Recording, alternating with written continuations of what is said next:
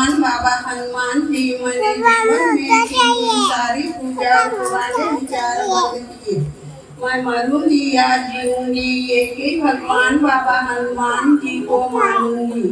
मैंने कर्म करने में गलतियां किया उसकी मुझे क्षमा करे। बाबा के आदेश सत्य मर्यादा पीछे 4 तत्व शब्द 5 नियमों का जीवन में पालन करूंगी। ऐसा मैं सत्य वचन दे। धन्य है हमारे सदगुरु महान त्यागी बाबा जमदेव जी, जिन्होंने कठिन परिश्रम और त्याग से भगवान की प्राप्ति की और हम दुखी कष्टी मानव के दुखों को दूर किया।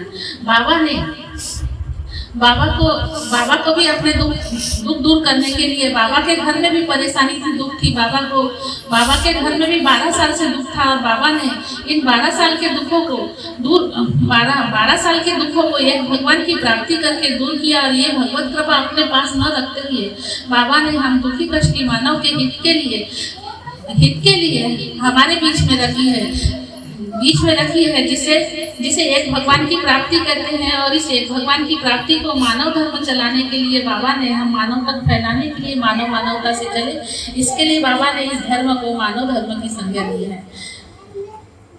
बाबा ने चर्चा बैठक की शुरुआत अपने निवासी स्थान से सन 1966 में की है। बाबा को चर्चा बैठक रखने का उद्देश्य ये था कि मेरे इस धर्म में जो दुखी कष्टी मानव जुड़ते हैं और अपने दुखों को दूर करते हैं, तो उनको शब्द रखने की शैली कैसी होना चाहिए, कैसे विचार होना चाहिए, कैसा मेरा सेवक सीखवन में आएगा। इसलिए बाबा ने इस उद्देश्य की पूर्ति के लिए बाबा ने अपने निवासी स्थान से चर्चा बैठक की शुरुआत की।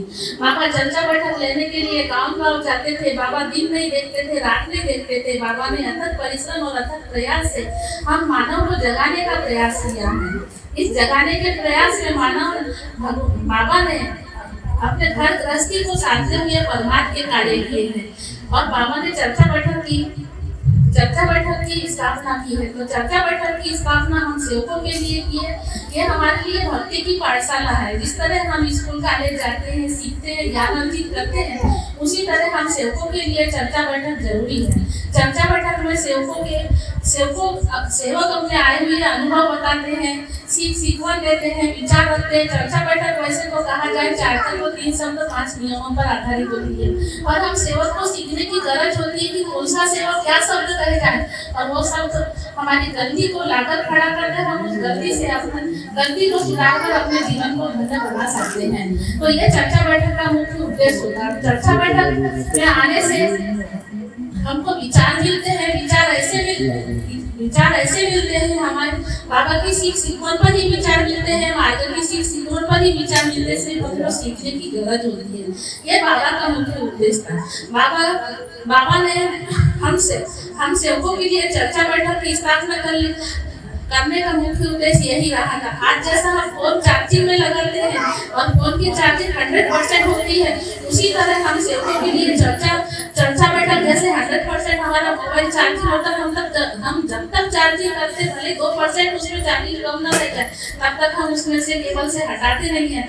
उसी तरह चर्चा बैठक हमारे लिए चार्ज होने का काम करती है। तो चर्चा बैठक में आने से हम सेवक सीखते हैं और इस सीखवन को हमें अपने जीवन में धारण करना चाहिए और अपने जीवन को आगे बढ़ाना चाहिए। और बाबा ने जो सीखवन दी है, हमें 4 तत्व 3 शब्द 5 नियमों के उस पर चलना चाहिए। इतना कहकर मैं अपने शब्दों को विराम देती। सभी से नमस्कार।